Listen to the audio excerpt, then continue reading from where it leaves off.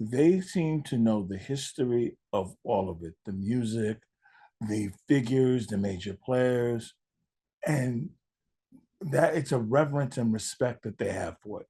The detail that they pay to sound systems that unfortunately I don't see here when I play in the States. Today is Wednesday, April 2nd, 2025. Who will be speaking with? Herb Martin. This is part two of our interview. Mhm. Let's talk about I want to go back to Japan one more time. Okay. Um how has the language barrier affected your interactions with the crowd?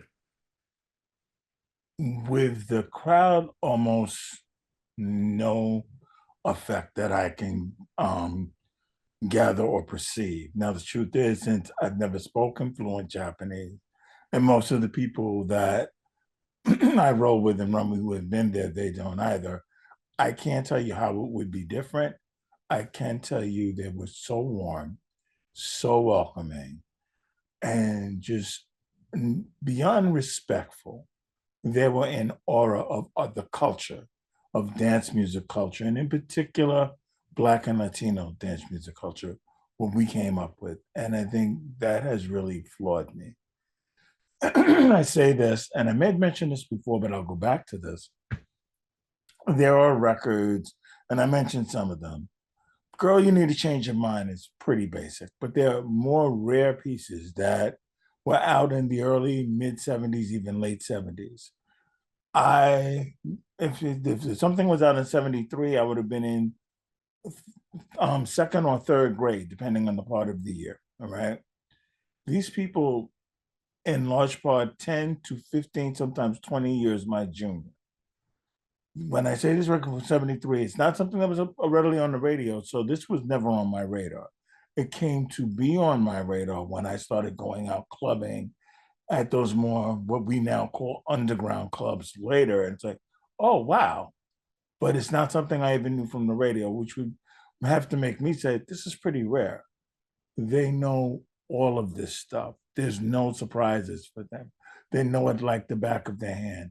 There have been many times when they take me out, and almost most places, if it goes late, and even if it doesn't, you will normally go out right after the party or the following day if it's one of those night into morning into afternoon and sometimes evening, like Woe or Basement.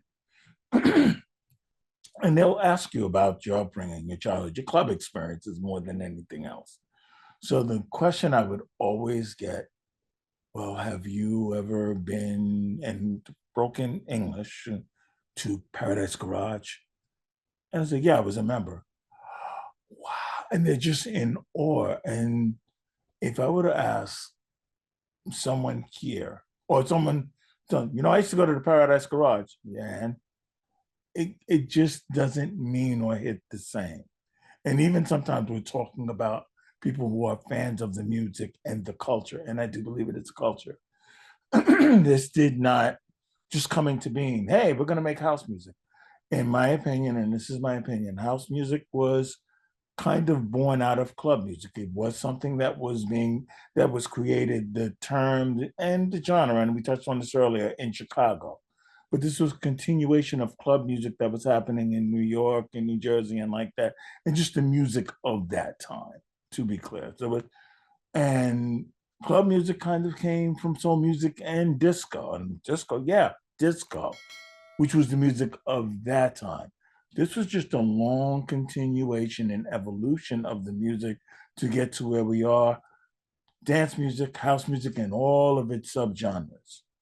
They seem to know the history of all of it, the music, the figures, the major players, and that it's a reverence and respect that they have for it. The detail that they pay to sound systems that unfortunately I don't see here when I play in the States. Now I get a lot of it. It's not necessarily cost effective to do that, especially when we're a small and shrinking market.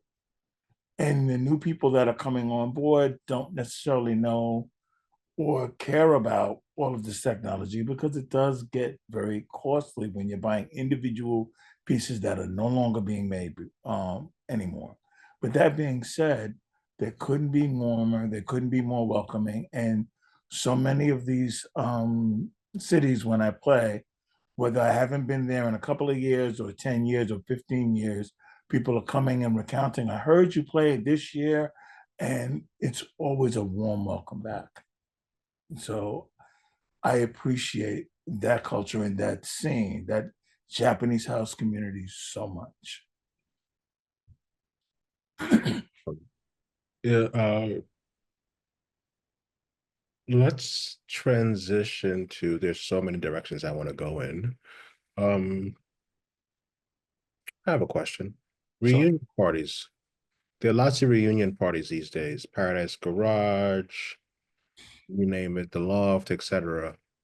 What's your position on reunion parties? Are you a friend or foe? it depends on the party and it depends on who's doing it and the authenticity of it. I think, like, for instance, after the Paradise Garage closed, there was a boatload of reunion, so-called reunion parties. Some were better than others, but when people such as Dave DePino, John Joe Lanos, even Francois came on board, who were really either principals or knew Larry, knew the staff. They were their person, Victor Rosado. These are people who were there and they knew the players. Those are way more authentic and you can appreciate them much more. And I've always had a better time. There were so many parties that I went to. Oh, this is a Paradise Garage reunion party. And you go there and it's just not the same. And it's because it's not theirs to recreate. You may have attending the garage is not the same as being a principal when it was open. It's no different if I was going to the shelter since its inception. I would never say, I'm doing a shelter reunion party. What gives me the right? And the principals are all with us, but let's say, God forbid, one of them were not. And I'm not going to say any names because I wouldn't speak that into being. What would then give me the right? I'm going to carry on the tradition. No, it's not mine to do. I have a party that myself, and Kim Lifer created together, Amati. That's ours. I wouldn't expect, and I don't know that it ever made enough noise that we would have a reunion. We actually, no, that's not true. We did a reunion or a 25-year anniversary party back. The party started in 1993. So we did this, I want to say 2018, actually. And it was fantastic turnout. We really had a good time. And because it was not an ongoing steady party, we did a couple of years here, took long breaks, came back, and then I had continued it. I'm going to say I rebooted it around 2009, 2010 in Frank's and went till about 2013. And now it's events when they happen here, Japan, wherever. That being said, when we did our reunion in 2018 and I was showing and all the flyers were up, people were, wow, you guys do have some kind of history. Yeah, you know, but that's how I feel about those. Some are going to be better than others. People also many times have to understand most reunions these days, they will touch on the music and sometimes even focus on the music that was being played then. But many of them, especially if it was always a party where we played new and old music and more up to date. I know at Amati, I didn't play just music from the 90s. I played current music, but I made sure to touch on that music. That was that when we initially started the party and different things that I played during those years. So I think when you get a healthy mix of that, it can be a very good thing. I think it's not simply about the music itself. It's seeing people, relationships, things that happened at those parties. And I think that's what really gives it nuance. That's what gives it meaning. And then like the garage reunion, which I've been to a few of them, and I've usually had a very good time. You're seeing people who you haven't seen in ages and decades. But then you have a new generation coming to see what it's all about. And if they can come and they're capturing even some of the spirit that was there, and they're having a good time and saying, yeah, this is how we used to get down. I think that's a good thing. And I also think you shouldn't overdo it. There are some parties where they're doing classic parties or reunion parties or throwback parties. When it's happening too often, it's no longer throwback.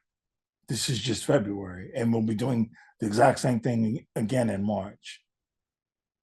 Classics, I love them and I play them, but they have their place. There are people, I don't want to hear any classics. I don't believe in that. I do like to play classics. Classics all the time, all night? No, because then it's stagnant. And I think the party should reflect that. You want the music to move forward while remembering where we came from. Should be a healthy mix. So well said. Let's talk about DJing. Aha. How do you, if you do at all, prepare for your DJ sets? And then is it different when you're playing in Brooklyn versus Japan, for example? It's always going to be different depending on how long I'm playing and the audience that I'm preparing for. Now, these days, pretty much all of my bookings are within dance music. So whether it's classics, new stuff, it's within the same vein because the people who are going to hire me, that's what they're expecting. That being said, if I know I'm doing something where I'm going to be playing a long set and, 5, 6 hours, which it's sad to say counts as a long set these days because typically it's 2 hours, maybe 3 hours. Well, then the preparation is different. Then I'm going to want to take more of a journey. I don't necessarily want to keep it up tempo the entire time. If that's what's working, that's fine. I'm going to probably include more classics. And by classics, I'm not simply talking about garage classics and loft classics from the 70s and the 80s. There's early shelter classics. There are body and soul classics. There are so many different eras because let's look at the year. It's 2025. We've been into this music and playing this music just within this, I don't want to say genre, but dance music from the 70s. That's what 5 decades worth of stuff to choose from. So I'm not going to simply stay in the 70s or the 70s and 80s. But I also will try to gauge what kind of audience do I expect? Because I'm going to now with Record Box set up a folder, sometimes 2 folders with newer stuff versus classics. If I think I'm going to really get into more eclectic stuff, I'm going to set that up as well. But I also load this onto a general hard drive that pretty much has everything that I play out on it so that if we come to a place, whoa, wasn't expecting this, but this is a tune, this is a track, this is a song that would work perfectly here. I don't have to rely upon what's in my folder. I can go outside of that folder and go through the whole hard drive and find what it is I'm looking for. It's the equivalent of playing with a laptop without the laptop. And I've pretty much done this since I went to digital. To me, that was the beauty of playing digital. When I transitioned into CDs, I wanted to burn every and everything I was planned to play. I've never burnt my whole entire or digitized my whole entire vinyl collection. I don't know that that's ever going to happen.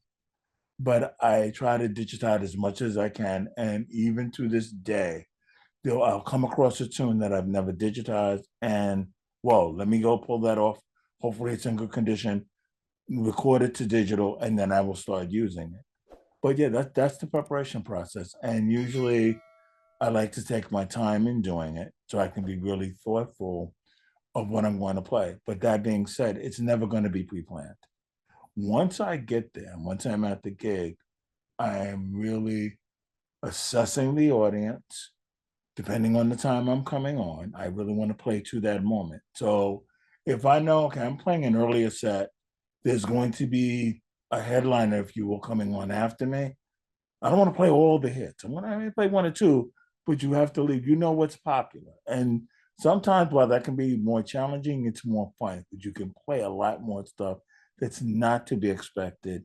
Know that the headliner, they're going to come and they're going to play, or Whatever the real hot record, they're already going to play that. So I don't necessarily need to hit that.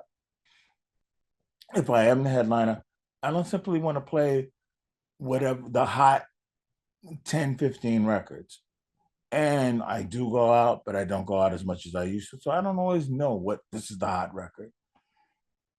It may be good or bad, but this way I'm playing with my own ear. I'm playing with the stuff that I like and I feel my audience will like. And hopefully I'm right most of the time. I don't want to sound like everybody else. I don't want to play necessarily what everybody else is playing.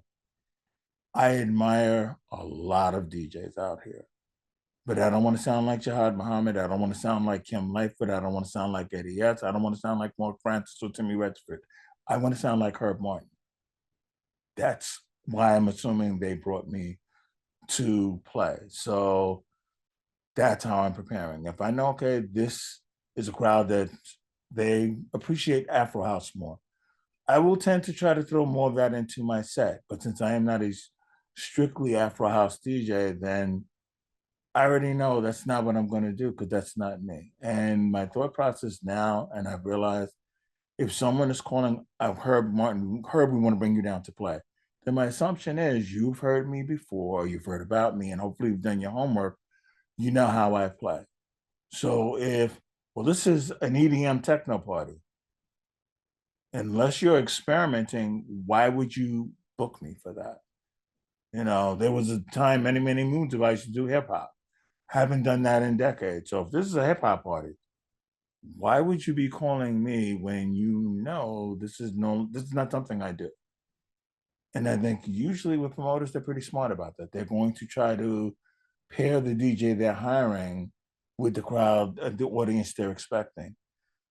There have been occasions, not many, where it's not a good pairing, but then, I get there, well, you didn't do your homework and if I know this in advance and I say, okay, this is not your typical crowd, you realize this is the way I play. Have you listened to women? And I can be very flexible, but there's certain places I'm just not going to go because that's not who I am. And I don't want to try to be something that I'm not. The success I've had, which is not at the top, but I went further than I could have ever dreamed. And that's based on me being me. I want to continue that authenticity when I play. What is your intention when you DJ?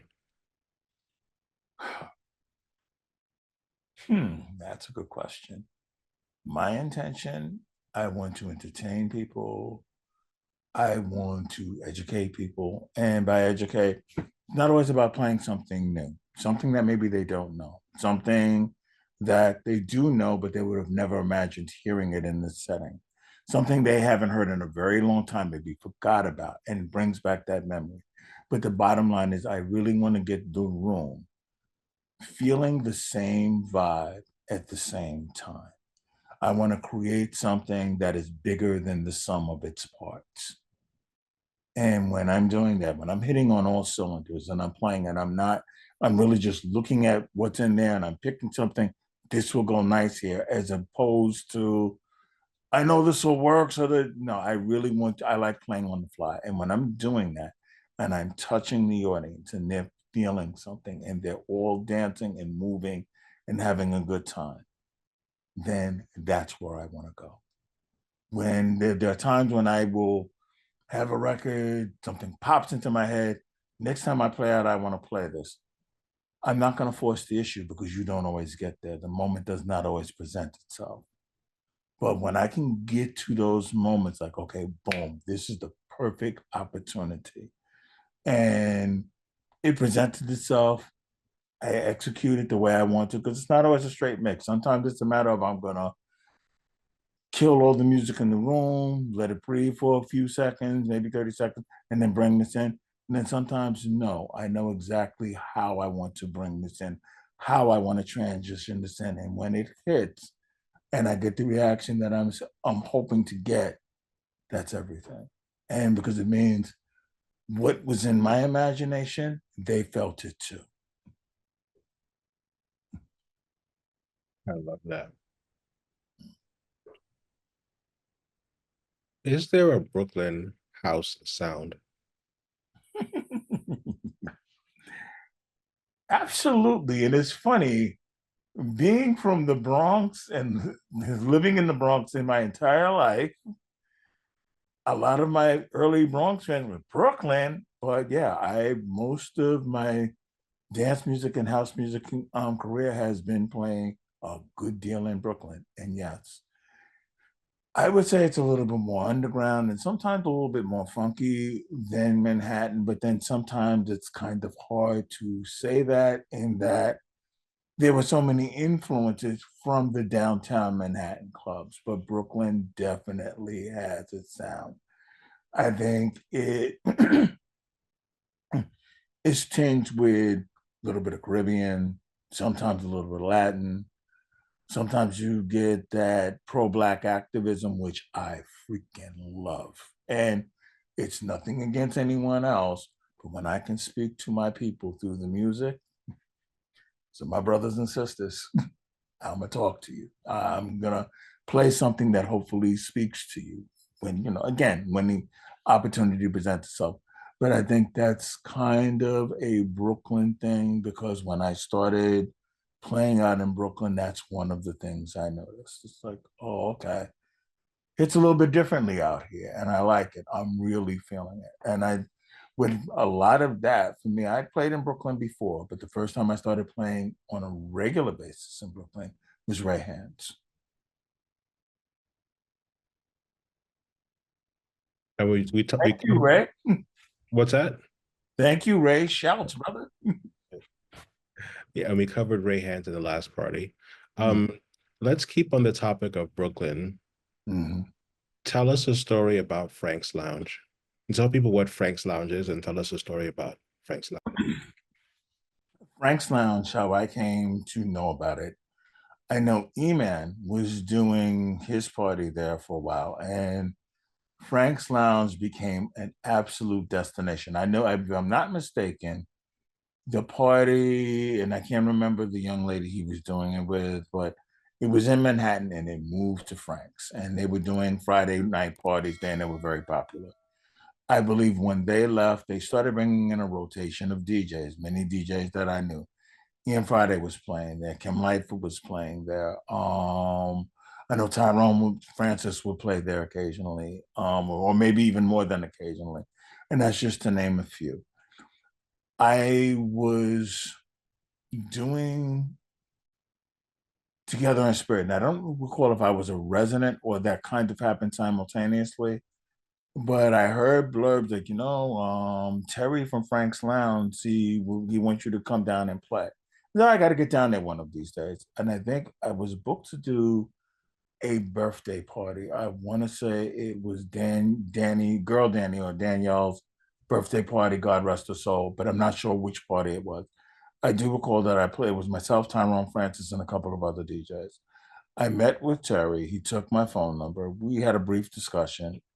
And then he called me and he said, "Hey, how would you feel about playing a Friday night down here?"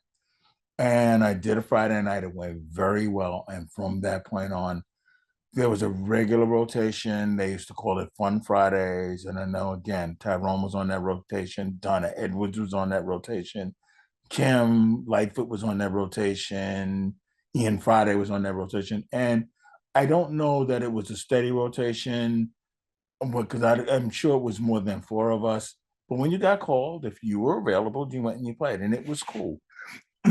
As anything, things change and the crowd shifted, but it was always pretty much a destination down there, and you would always have a good crowd coming through. At one point, I kind of stopped doing it for a while, and then when I wanted to go back, I decided, okay, me and Kim, we had brought back Amati, and we were doing it at Love. Kim got busy with other stuff. Love closed. I said, I think I'm going to bring Amati back on my own. And it became more of a monthly thing at first. And it started off very well. And some of the more memorable experiences, but one of the best memorable experiences that I had, I want to say it was 2008. I did one of the first Herb Martin Mansky birthday parties. Our birthdays are a week apart. And Mansky is a phenomenal DJ who, in everybody's opinion, does not play out enough. Mansky, I hope you're watching this. And I poured Mansky down, and his name was on the flyer. Normally we open up at 11, and people, it starts to get crowded around 12:30. This night I arrived, it was already crowded at 11 o'clock. This is not the downstairs people. This is just an anticipation. First of all, Mansky's playing. Wait a minute. And it's Herb's birthday. So this night was bananas. We did this about 2, 3, 4 times, and almost every time it was some version of magic. And I think that was one of the nights, and we've done this many times, birthday party or no, where Frank's was supposed to close at 5. They would close their doors, but we went to 7, 8. I think one morning we went to almost 9 o'clock in the morning. The doors are locked, and people, you've got this core crowd of about 20, 30, sometimes 40 people. They're not leaving. And Terry and Tyrone, they're letting us play, so we playing. They cleaned up downstairs. We come out, it's daylight. I know another time, this was a very good experience as well. I had my booking agent, Kitamura, he was in town. He said he actually DJs as well. And he's like, hey, I'd like to do a party while I was there. So myself, Eddie S, and him, and I had never really heard him play on a long-term basis because he's my booking agent. So I brought him down and said, we're going to do this. I said, Ed, I want you to come in just in case we need a little bit of reinforcement. This is another time we went till about 8 or 9 o'clock in the morning, and I really got to give big ups to Kita. You did your thing that night. It was like he really held it down. He held the crowd. I was very proud of him. And the last thing I will touch on, anytime I've had either Kim Lightfoot or my brother Eddie S as a guest, DJ Eddie S brings a whole different kind of energy. It's just anyone who's heard him play, and I will point to when he played at Soul Summit at Restoration Plaza back in 2013. I mean, that was, but he brings it, and he just brings a whole other kind of energy when he plays. Him and Kim are probably my two favorite DJs to play with, and I play with a lot of people. And I can't really think of anyone who I don't enjoy playing with because I love playing, and I'm easy to get along with. But those are two DJs who I'm just always kind of simpatico with. Tell us the origin story of Amati and what Amati is, its history. Tell us the Amati story.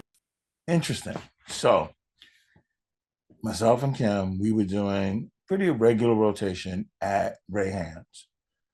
And he came to me one day and we're talking. It's like, Herb, we should do our own party. Why?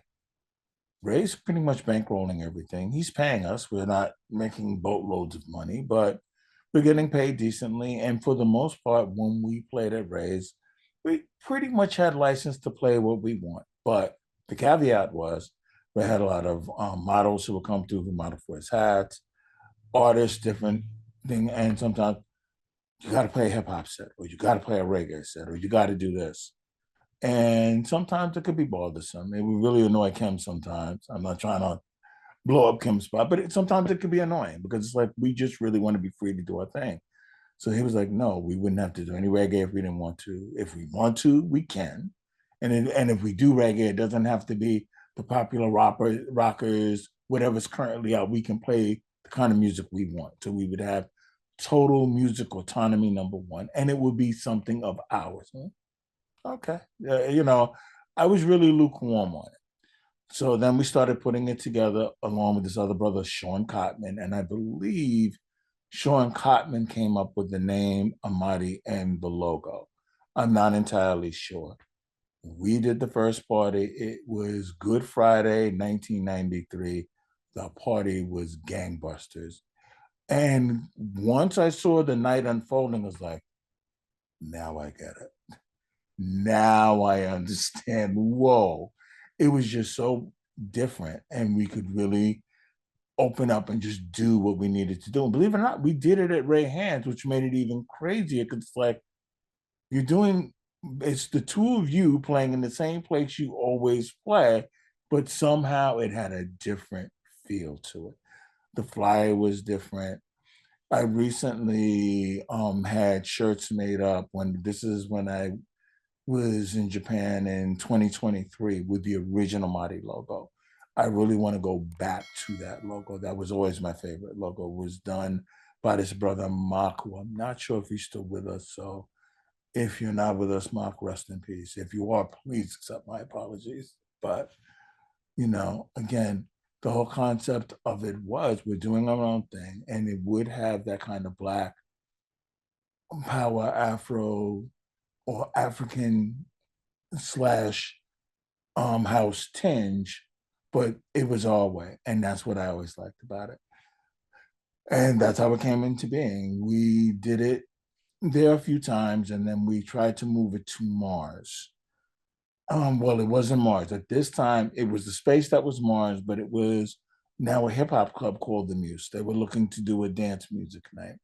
So my brother Mike Bracy came in, but then we said, no, we want to leave Amati authentic for us. So we kind of changed the name to Rebirth at that point. We did a couple of one-offs here and there, but then we tried to bring it back. Oh no, it shouldn't take try. We brought it back all the way, I think I want to say 2005 or 2006. Joe Clasell approached me about playing Down at Love. I'm like, fantastic. And I was like, I'd like to do the Amati party and I'd like to include Kim Lightfoot. All the better. Great. So we had that opportunity. Love, I mean, the system at Love was amazing and it was a cool club, but I just think, unfortunately, because of its size and the issues, the ongoing issues that they had with their neighbors, it just wasn't meant to last. So we didn't quite I think we made about 8 months there. And I think the only guest we got to have was Victor Rosado. This was kind of a throwback party. It was a pretty cool party. And then a couple of months after that was our final party at Love. And the club closed a couple of months after that. So, was what it was. Then I brought Amati back myself in, I'm going to say 2009 and 2010 at Frank's. I ran it monthly, I'm going to say till about 2013, I want to say. And then I would do one-offs every then and again, usually at Frank's Lounge because it was a user-friendly place for me. I would like to bring it back, probably not as a monthly, but more as a one-off. But if I do it, I know the circumstances under how I would like to do it. And until I can really find the right place, put together the right sound system, the right dance floor, I would hold off on doing it. If I bring it back, even if it's just for one party, I really want it to be right. And it can be expensive as long as I want it to be attended well. And I want the people who come to get what they pay for and get what it is I'm trying to do. So maybe, hopefully, that opportunity will present itself. We shall see. I would add to that what I realized the last two experiences I had, like about a month ago, I played a basement in Japan, and I played a wall in Japan. I was like, wow, this is kind of what I had in mind. And just the flow of the party, the feel of the party, the way the audience responded. It wasn't a whole gaggle of DJs. I was really able to play by myself and take that journey. That's part of what I had in mind. So, yeah.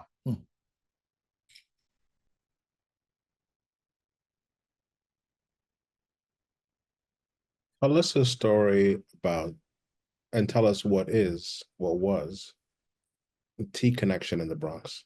Oh, great story. So, when I was coming up, I'm going to say high school, there were many hot spots, but the T Connection was the spot that was local because you didn't have to go downtown. It wasn't the Audubon, or I think the Ecstasy Garage opened up later.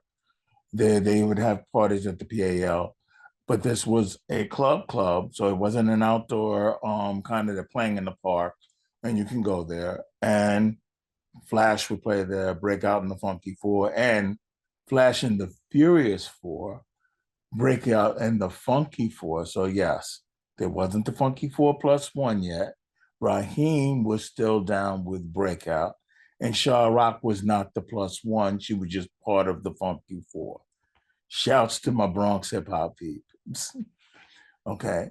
And they would have these parties, and it was one of my first real club experiences, even because there was the T Connection. There were other uptown spots, but there was the Stardust. The Stardust, usually, if you were underage, you were not getting in. With the T Connection, sometimes they would give you that look, but a lot of times at 14 and 15, I was actually able to get in. And I wasn't necessarily an older looking 14 or 15-year-old, but how old are you?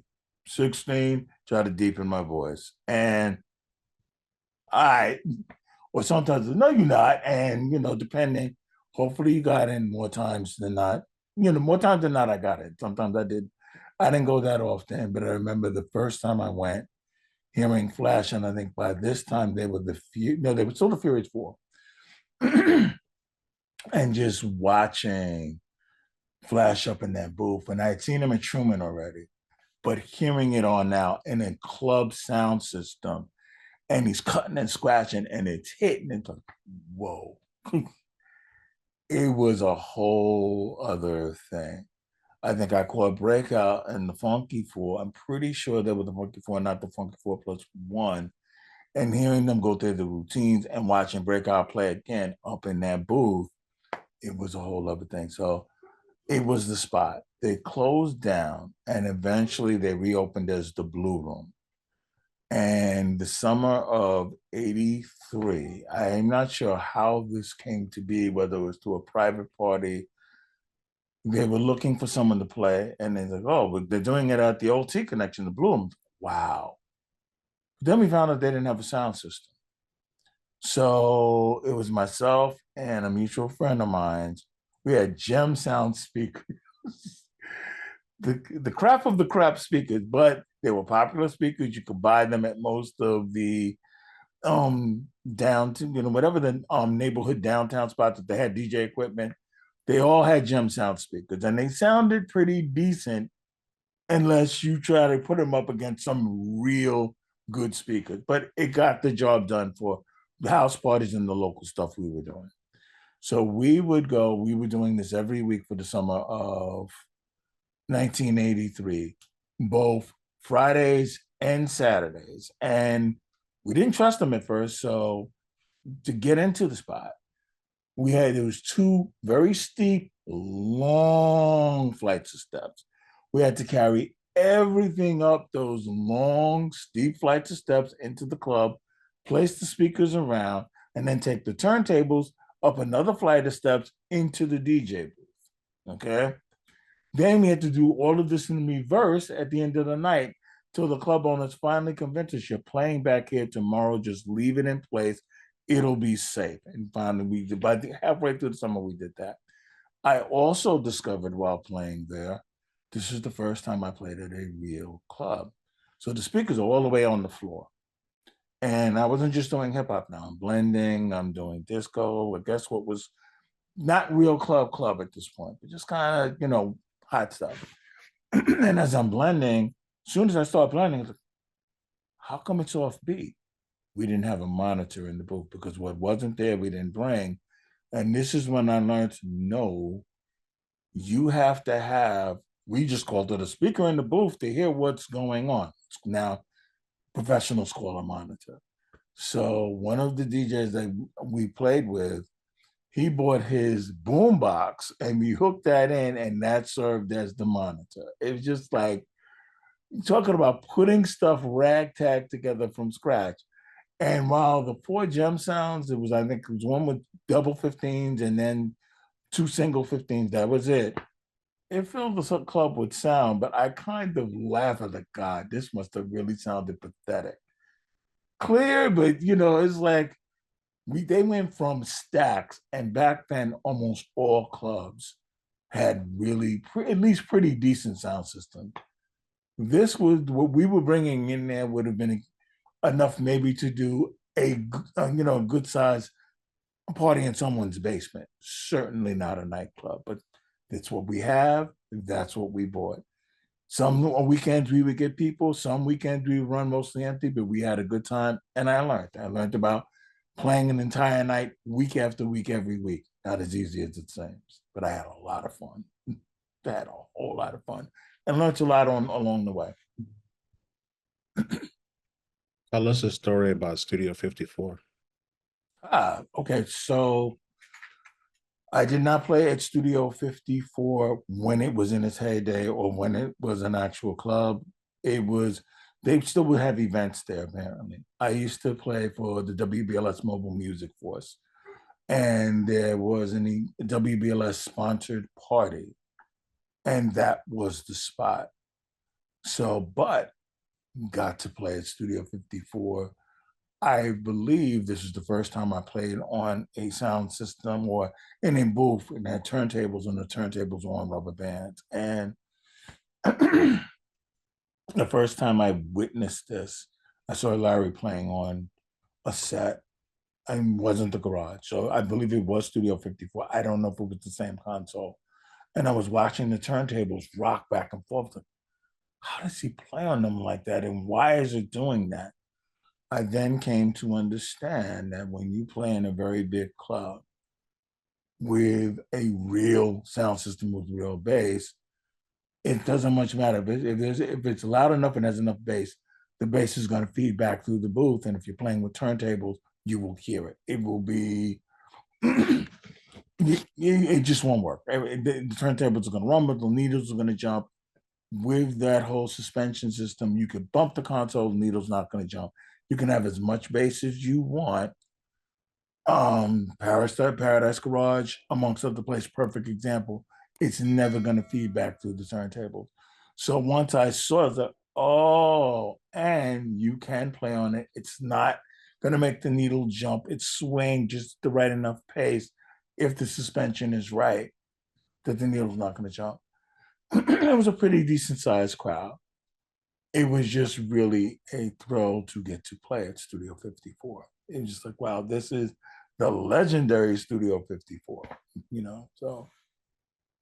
And I believe it's myself and Mike Bracey, DJ Mike Bracey. We played there together for a BLS sponsored event. Tell us a story about Club Sensation in New Jersey. So, Naeem Johnson, my brother, we had spoken a few times, and I think I met him in the late 90s. And one day out the blue, he called me, hey, how would you like to play in Jersey? And I knew there was a budding Jersey scene. I'd had a couple of conversations with Jahad because we would see each other each week at the shelter. I actually went to his movement party, and he was supposed to bring me over to play at movement. And then the party got shut down. And I'm going to say maybe 6 months or so later, I heard from Naeem. And at this point, I was getting gigs. Yo, would you be interested in playing for my party at Club Sensations? Absolutely. So he brought me out there. It was a really good night. And that was really the first time I played out in Jersey. So again, thank you, Naeem. And especially, it's like Naeem Johnson, again, someone who was kind of a mentor. I remember listening to Naeem in the 80s on WBLS, and it was like, now this guy's calling me to book me to play. So yeah, that was pretty cool. Nice. House music in New York City. What happened to New York? That's a good question. So we went through many iterations, but I think what we're seeing now, if you live long enough, you're going to get older and things change. What I have seen, and I've seen so many shifts, I remember the garage era when it was club music turned into house music. And I don't know if it was just the time, the garage closing, and that making so much noise when it closed. Everybody got interested in house music. And to me, it kind of started to water it down because there were people who this was a novelty. And for so many of us, no, this is a way of life. We live this. It's not the only thing in our life, but yes, it's that important. And for so many others, it was just something to do until the next popular thing. So I will say when the shelter opened, kind of took back that underground feel. Then the shelter closed, and you had a lot of offshoot parties. This was a very interesting time in New York for me as a DJ. I was really trying to establish my name. And this is post Ray Hands. And it was, went through a period I really wasn't getting a lot of gigs. A lot of people did not know who I was. And but what I remember about the parties between the eclectic stuff, the classics, and the music just in general, between the Blaze stuff, the Cassia Ware stuff, the Masters at Work stuff, the stuff Louis did on his own, the stuff Kenny Dope did on his own, stuff that Timmy was either affiliated with or doing himself. There was so many interesting producers. Then you started from people like Moody Man and like that. There was just a ton of really good stuff coming out. And it was a whole resurgence and it was real underground. Come 2000, now there was a transition into the digital age. You had, and this birthed a whole nother crop of DJs because music became a lot easier to get. You can get older stuff much easier. There wasn't all the heavy lifting. So a lot of people who had never entertained being DJs became DJs. A lot of people who had retired, and not just because of this, they had more disposable income. If they had children, they had raised their children. They've established themselves in their careers. They're coming back into house music. You had a lot of influx of people just coming back into dance music in New York in general, and many of them wanted to try their hand out at DJing. So you have a lot of DJs, but we're getting older. People move away, and unfortunately, people get sick, and even more tragically, we lose people. We have lost a lot of people along the way. Different conversation. But that being said, all of this has led to shrinking the crowd. We also have a lot of different factions in the crowd. And there's nothing wrong with that when it's done in a positive way. It's not always positive, and that's unfortunate. And it's, to me, we're at our best when we appreciate the differences as opposed to putting each other down because of the differences.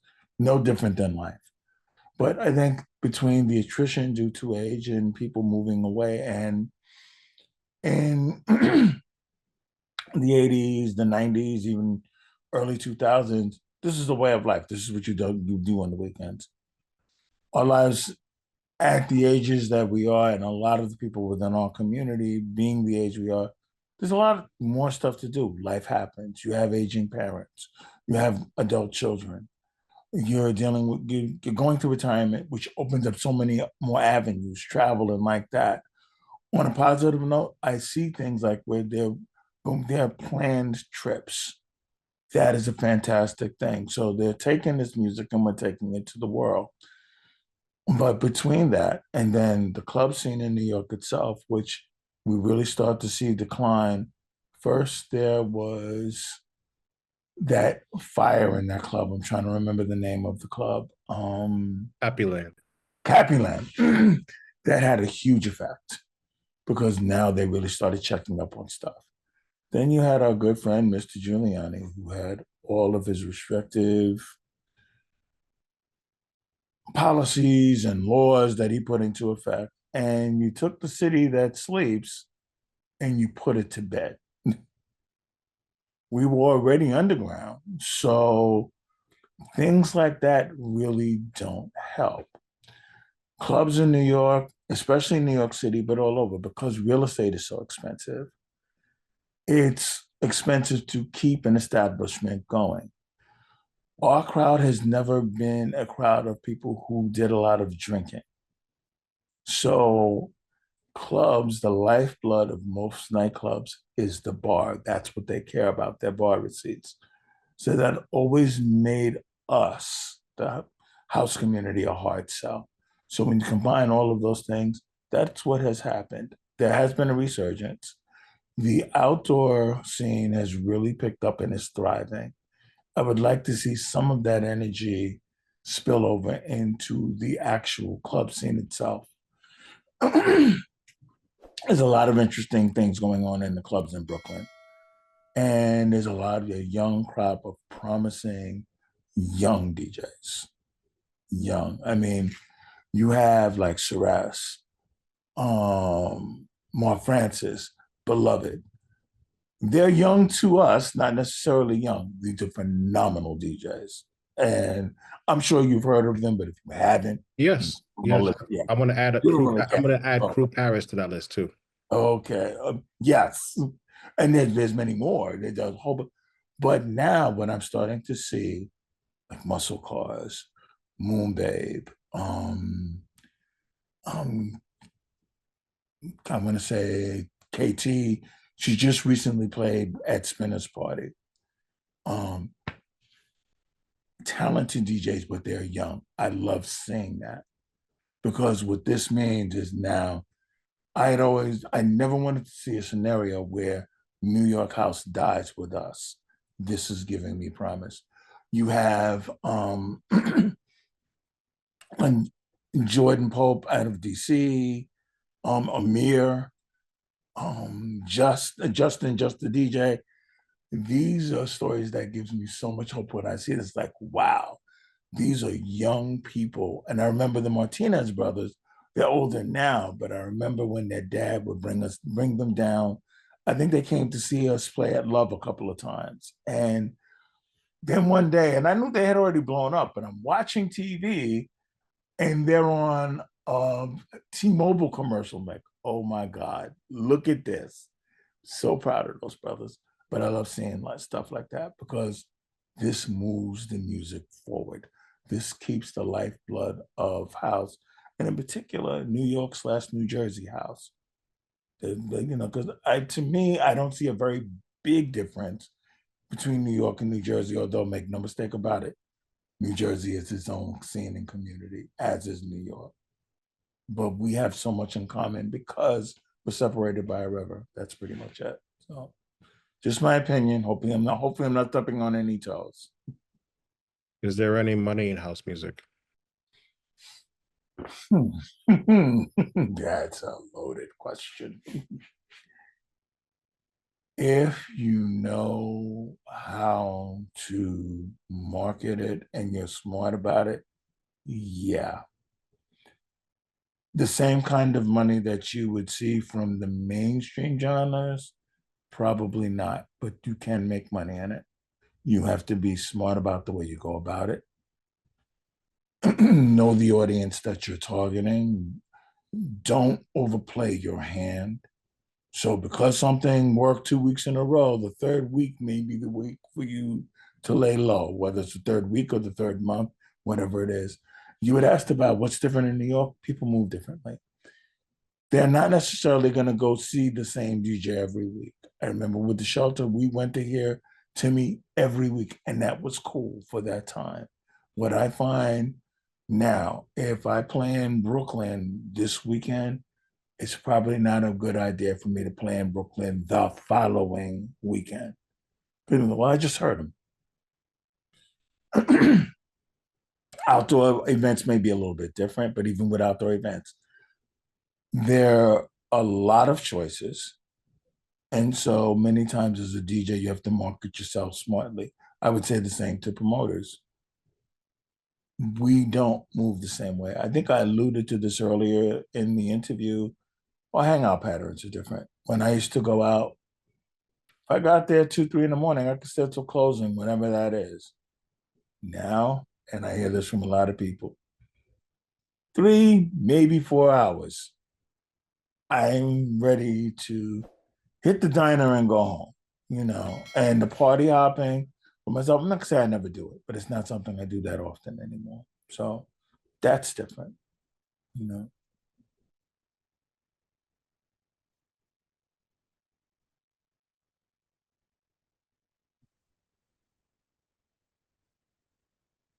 Was there a golden era for house music?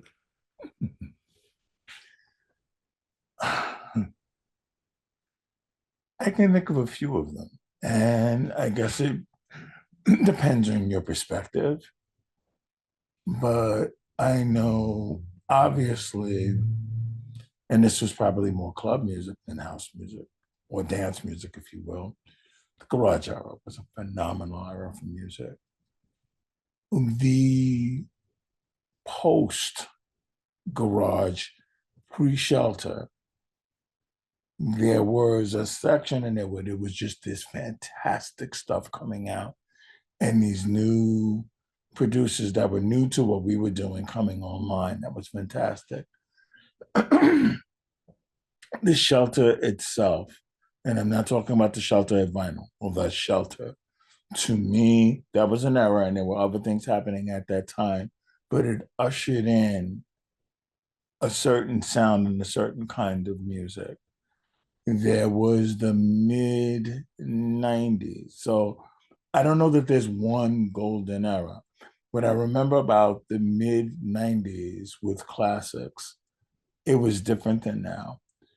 You had to play new stuff, but you had to play classics and you had to know your classics. There was no syncing because nobody was playing with CDs, let alone files. So you had to know how to mix. And what I saw here in New York and what I really liked was it was probably friendly competition, but we were challenging each other without challenging each other. At least that's what I felt. It was like, he played this, what am I going to play? And it's not what am I going to play after this person. I was at this party, I was at this club, and I heard this, which kind of opened up a whole nother box of memories of music that I have, music that I remember. Well, damn, this would probably work really well, and I've never heard anybody play this. I want to try this, and I love that part of it. I love just the experimentation. So, but again, with each era, depending on the technology and the people who were around, you saw so many different things come to fruition. You know, I remember I was at a party. I was doing sound for a party, mind you, for Basil. And it wasn't necessarily his party, but he was playing.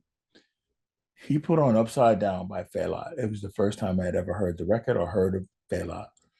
And the beginning came in, and I was like, okay, this is kind of funky. And it went on and on. And you know how Fela records go, you know how Upside Down goes. And after a while, I just said, what is this? And I'm looking at the label go around in the record.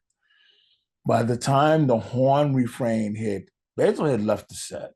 He went onto the dance floor to dance like, screw this. And the Basil does that. And from that moment on, I was like, nah, whatever the hell this is, I got to find this. And I hunted for that record for at least about a year or two before I finally found it. I now have about 3 copies, both the original import as well as I think I have one on the gray label that was there. I can't remember the label now, but he turned me on to Fela. At the time, I never heard anyone else playing Fela, and I mentioned it to Kim because I was playing with Kim a lot at the time. He's like, "Yeah, I know the record. Me and Corey have some stuff by him," and I finally found the CD, and we didn't have CD players, so I recorded it to tape. Brought my Nakamichi tape deck down when we were doing the party at Mars, and played it from tape because I had a tape player with pitch control, and the crowd went bananas. Now, I'm not gonna say I was the first person to play it after Basil, because like I said, Kim and Corey were playing stuff, and there were people that had it. But around that time is when you started to hear, not long after, more people incorporating Fela. It's my understanding Timmy would play Fela at the shelter, the original shelter. So, this was going on. But Basil, and my memory serves about this party, this was just before the original shelter opened. Basil turned me on to Fela. So this would have been like 89 or 90. And I was like, whoa. So again, Basil, my brother, thank you.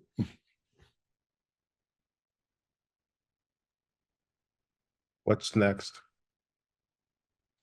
Hmm. For me, what is next? I work for New York Public Library. I have been there now coming up on 44 years. Yeah, believe it or not, that old. I'm pondering retirement. I would like to, in addition to taking care of my family and tending to my special needs daughter, I would like to pursue music on a deeper basis. I did soul drums back in 2004. And again, like I said, the remix is coming. But I would like to really get deeper into production and hopefully do some more traveling. I'm not looking to be a DJ that travels on a regular basis, but I've never played in Europe. I've had many opportunities that just fell through. There was one in particular that still bothers me to this day. I was supposed to go over the Christmas holiday, and at the time, I was the supervisor who was granting vacation to people over Christmas vacation. I had to turn down a bunch of people. There was no way I could then turn around and tack on time to my already approved time. So I had to turn down the gig. I think I was at Tyrone Francis's birthday party in 2016. And I ran into the guy unknowingly who was trying to bring me out to, I think it was London and Scotland to play. And we were just having a conversation. It's like, yeah, I was so sorry when you didn't come back in 2000, whatever it was. That was you? Yeah. So, yeah, I've never had the opportunity to play in Europe. I would love to do that and just do some more traveling, but help to push this music further. I was part of a collective called Love Underground. We did a couple of programs with the New York Public Library. I did one at Performing Arts and we did one at my library, Stavros Niarchos. Um, right now, hopefully, I'm trying to put together an interview with Barbara Tucker, but this is more on her upcoming book. I don't want to spoil the surprise, so I will let her announce that. But I would like to continue my interview series, and it will be interview and parties, a lot like what you're doing, I guess, but on a different vein, and hearing DJs, artists, dancers, their stories, their path, what wisdom they have to impart. So if I can make this happen at New York Public Library, my other home, it would be lovely. Um, I don't want to force it. I really want it to be a good fit. So we should see what happens. But all of those things I felt and still feel. I remember, what was it, a couple of years ago?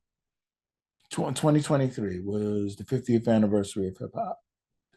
And I saw all of the ceremony and flair around it. And as someone who was there and watched this unfold and lived it, I was proud of that. I also feel with dance music, in particular New York dance music, but dance music in general, we have a story to tell. And I don't feel that it's being told. I feel like there's so many gems, music wise, culture wise, that people have no idea what house music, soulful house music, black dance music is. And, I tell people I'm a DJ. Also, you play hip hop. Nothing against hip hop, but there's more to black music than hip hop. I've encountered people many times, not so much anymore, where they was like, wasn't that white people's music? No. Well, I know, but isn't it, first of all, we created this and we're the ones who put, really? Yes, really. This was, whether you want to talk about house music or dance music or club music, it was for the most part, it doesn't have a color, but the footprint on this is so much with Black and Latino communities. Okay. So much of this. And you can look back to all of the veterans and they don't see that. They don't realize that. They don't know that. I've had others. I think one time I was playing a mix session and one of my work speakers in the office, and one of my coworkers, he was listening. It's like, I think I had either a Farrakhan speech or I think it was a Farrakhan speech. And it's just an excerpt, but it was an excerpt that spoke to people. And I think it was on pride for our Black women. And it was like, well, don't the white people at your parties get uncomfortable? I'm like, okay, first off, there's not that many white people at my parties, and there's nothing wrong with that. We welcome them. So if they come, fantastic. But no. And he was genuinely surprised. MUEMA, you party with us. So it's like, where are you getting this stuff from? But for so many who are not within this community, they're kind of like, I don't want to venture out. I don't want to know more. There's so many fantastic producers and so many fantastic parties. I've recommended to many people, give one of Louis' albums a listen. There's just so much there. Yes, it's house music, but he's one of those producers that can go so many different places and come from so many different angles. And usually with a Louis album, Louis put an album, let me just go buy it. I already know it's going to be a banger. Just go buy it. Let's talk about advice. What advice would you give to the next generation? For one, if you're going to do this, be serious, be a student of the music. Find out a little bit about the history, especially music wise, but even where it came from. You know, and this is something that I saw in Japan, but I've always had this curiosity. When they talk about the birth of hip hop, I think they said the first party was Kool Herc gave something in his building back in 73. I can't say I remember that. Again, I would have probably been in third going to fourth grade. So, and I lived in the Bronx, but nowhere near that. So, no, I would not have been there. But I learned about it so I can know where it comes from. I remember seeing the Cold Crush 4 and again, Flash and the Furious 4, and then Flash and the Furious 5, and you know the history, you know the adoration. So you understand the music. Once you understand where it comes from, it gives you a leg up on where it's going. Same way with early club music, the loft, the garage. Um, I was not around for the beginning of either of those. I was simply too young. I started going in the middle, and I'd always hear how, yeah, then the kids came and they killed the party. We were those kids. That was us. But the older people, they embraced us and they taught us was because we wanted to learn. I wanted to know, okay, where did this come from? Why are they doing this?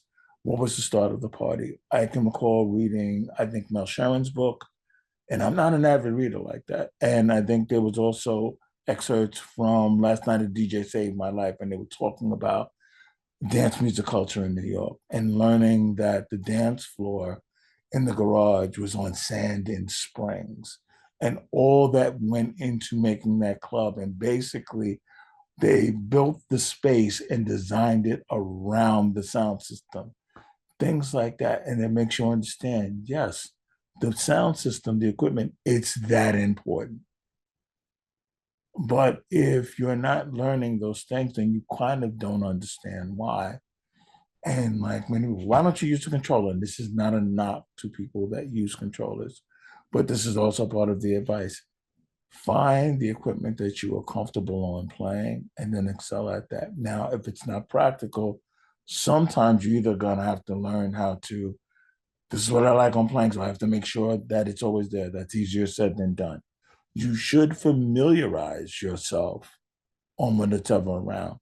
But if you, I always try to put myself in situations, I'm playing here, this is what I typically play on. I don't want to come into a situation with a lot of surprises because when someone hires you, the expectation, they want to hear you sound the way you've played when you're always playing. And if you don't have the tools you normally use, then you're not going to be able to get the job done. Number two, your prep work is important.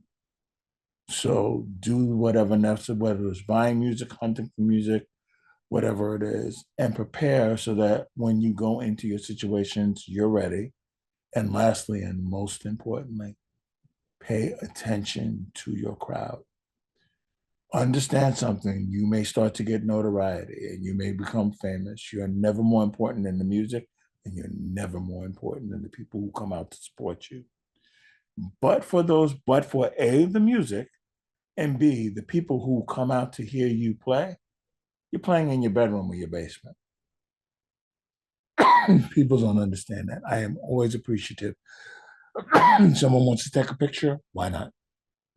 And then, obviously, if I'm in the middle of a mix, no, I can't do it then. But I always want to be accommodating to people. You took time out of your schedule, did whatever it was you need to do, find babysitting, get a ride, call an Uber, take off from work in some cases. People have traveled, got on planes, even planes, to come hear me play. Why and how would I ever be disrespectful to that person or dismissive of that person?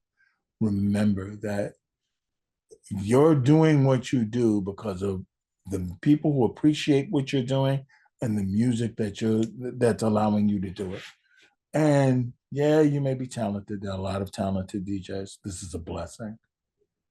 This is God's way of speaking to music, speaking to people through music, and I'm kind of the vehicle. So this ain't me. This is God speaking through me. You know. That was great. Is there anything that I didn't ask that you wanted to talk about today? You had touched upon in part one about different Japanese producers, and I don't know if you can merge this in but yeah, there is Tashiyuki Gato. I've gotten some stuff from him. Dazzle Drums, I've gotten stuff from him. I'm a big fan of Armando Grasso. They're not necessarily a house music group or artist, but they've done some amazing stuff. Monday Michiru. So yeah, there are quite a few out there. Awesome. Thank you so much. Well, thank you so much for your time. This was great. By the way, I started watching part 2 of Kim on the way home. So I plan to watch the rest over dinner tonight. That was a phenomenal interview with Kim, man. Well, thank you so much. I really appreciate it. It was great. He kept it 100. You, for giving me this opportunity, but then being so patient. Remember, we talked about this in 2021. Yeah, that's all good. It happens when it's supposed to happen. That's it. There we go. Floods and all. Exactly. Be well, my brother. All right, man. Peace. Take care. Sure.